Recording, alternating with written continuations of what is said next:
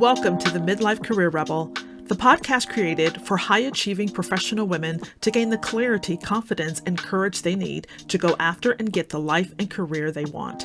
I'm your host, Dr. Carol Parker Walsh, lawyer, social scientist, brand strategist, executive coach, entrepreneur, and midlife career rebel.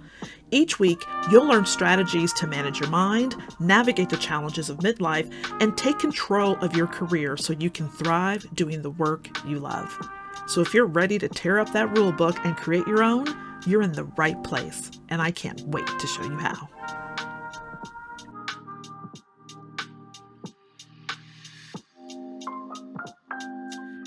Hey, Rebels. Welcome back to another podcast episode.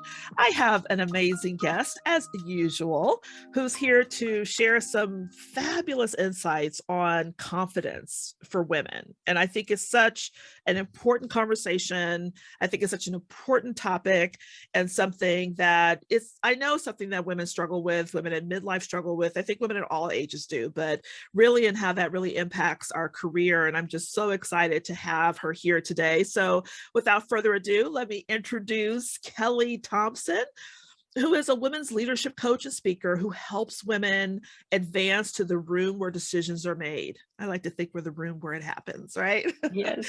She has coached and trained hundreds of women to trust themselves, lead with more confidence, and create a career they love. She's the founder of the Clarity and Confidence Women's Leadership Program and is a Stevie Award winner for Women in Business Coach of the Year. She's the author of the soon-to-be-released this coming fall, Closing the Confidence Gap, Boost Your Peace, Your Potential, and Your Paycheck. And with that, I am so happy to welcome you to the podcast, Kelli. Oh, thank you so much for having me. And I loved the little Hamilton slip in there, the room where it happens. One of my favorite confidence boosting soundtracks, by the way. Yes. Oh. If you ever need a little oomph. Yeah. Yes, for absolutely sure. Absolutely sure. So, Kelli, I would love to just learn a little bit more about you, your transition. How did you go from where you are to now author and coach and, confidant to helping women become empowered leaders in the workplace? Yeah. Well, you know what? I started out by following all of the rules, probably like a lot of people did. I grew up in a very small Midwestern town. I went to Catholic school. And so there were lots of rules, like how long my skirt should be and, how many times I need to go to church every week. And, I should get married young so that, I have energy to have babies when I'm young and get young before all the good ones are taken. And, my parents were educators. And so they were very big on, you got to go to college and then you got to get a master's degree and make sure you get a stable job where you can climb the corporate ladder and get benefits and not get laid off. I mean, they were just rules. And so probably like many high achieving women or people pleasing women, I was like, ooh, give me that list. And I'm just going to go and check all those boxes, right? Check, checkity check. And so I did all those things. I went to college, I got a degree, I went and worked at a bank, a very stable institution. I got married young.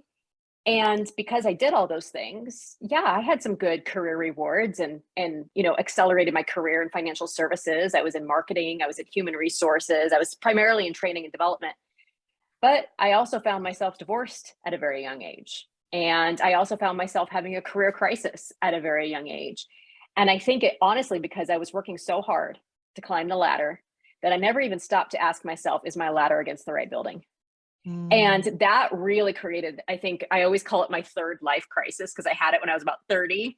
And I really had to ask myself questions like, what do I really want? What do I really enjoy? What am I looking for in a partner versus checking things off a list? And so that really, I would say right around age 30 caused me to start to do a lot of career exploration, really digging into what lights me up. What do I want to do? Not what other people want me to do. And I started to make my first career transition. I left the company I'd been at for 12 years and went to go work for a technology company, found a role that was really aligned with my values and, my unique talents. Then I went to go work for an author and I traveled around the country doing leadership development programs and loved it, loved working for her. The travel got to be a lot though. And so in 2019, one of the things that I noticed I really loved to do was coaching. And even in my leadership roles, I loved one-on-ones with my team. Some people don't love managing people. Like when my people came in for their one-on-ones, like I was ready, like, let's dig in, and all the things. And I just had always loved coaching. And I thought to myself, if I'm ever going to leave corporate and try this, now is the